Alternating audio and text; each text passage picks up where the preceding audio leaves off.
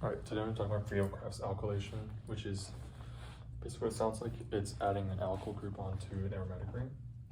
So these are another set of electrophilic aromatic substitution reactions. And essentially,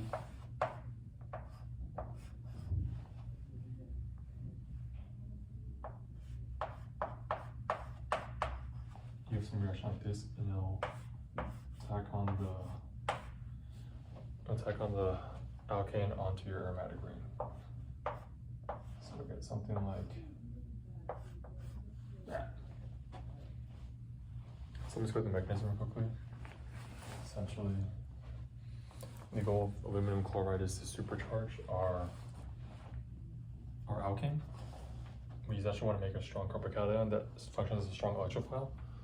So what happens is we'll have our, I kind of chose an arbitrary alkane, but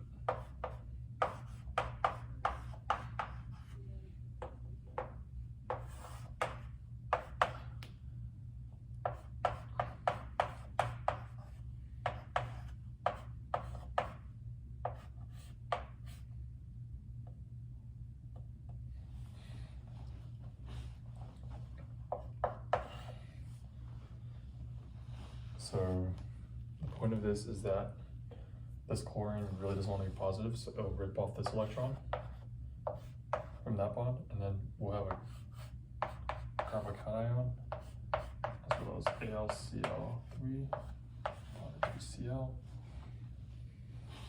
I do this so we have good track of where our chlorine is. Okay. So read that now. So this carbocation, since it's isolated right now, it's just an intermediate, we essentially have the potential for there to be a hydride shift. So this would go over here.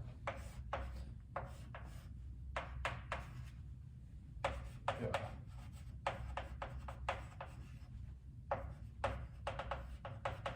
This is especially important for alkylation because this transition state means that you can't add N alkyl groups, which means that we can't add something like this onto our aromatic ring. This would not happen because the most stable carbocation would involve something like this rather than this. So after we have this carbocation that looks now like this, after the shift, essentially have this now.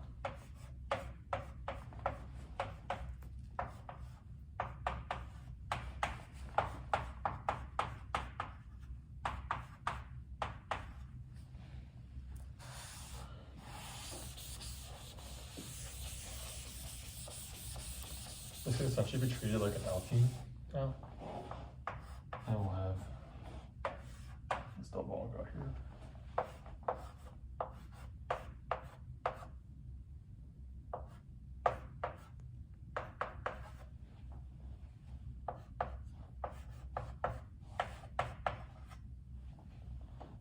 And then we need to restore aromaticity in this because it's not aromatic right now.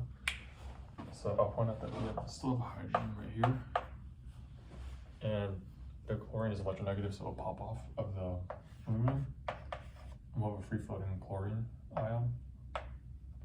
And this functions essentially as a base. And deprotonate right here. This is very energetically favored because it forms an aromatic compound again, which, as we know, are really stable because of conjugation and just general structures. The electrons are really well shared. And with that being said, we get, so we go through the elimination reaction, and then we yield our alkylated aromatic compound. So some limitations of this are that N alkyls are not possible.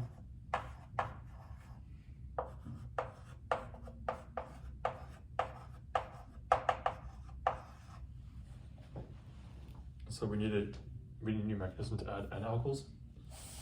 So we do this through a process called acylation.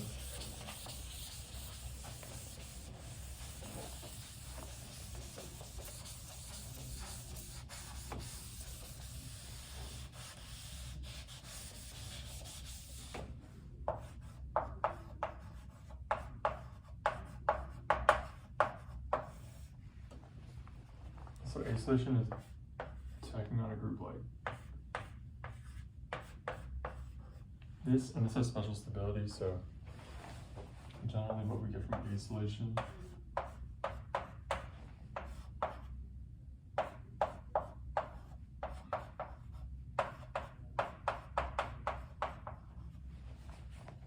is we'll be able to attach my group with the carbonyl on it.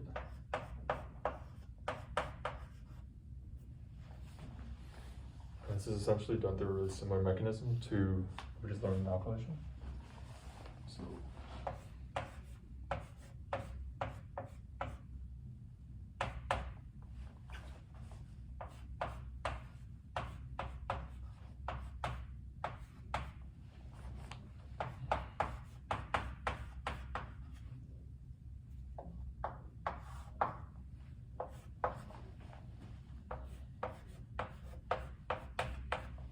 yet again, you're like really charging up this chlorine to make it a really strong electrophile. So we'll have this compound now.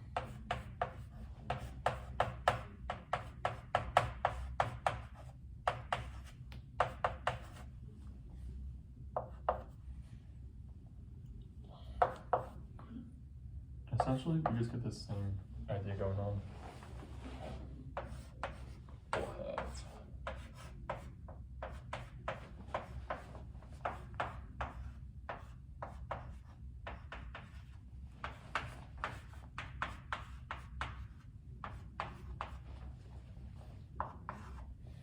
So what makes this work is that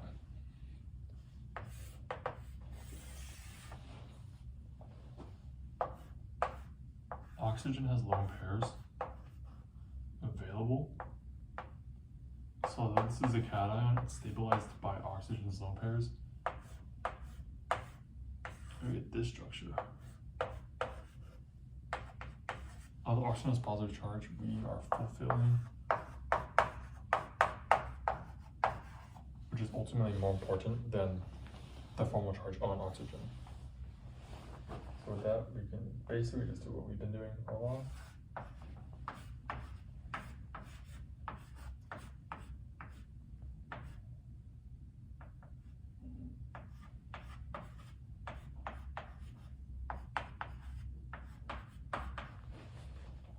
Super similar thing carries out. Once again, we create our chlorine base.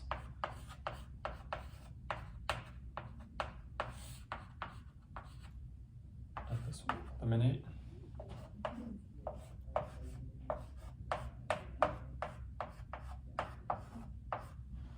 As a product.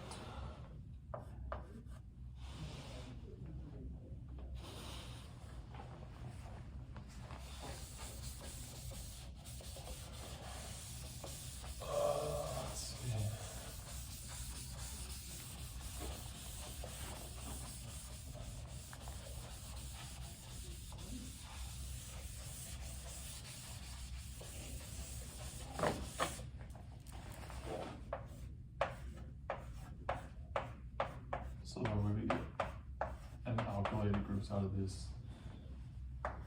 is that we can use protonate it. This will eliminate the carbonyl.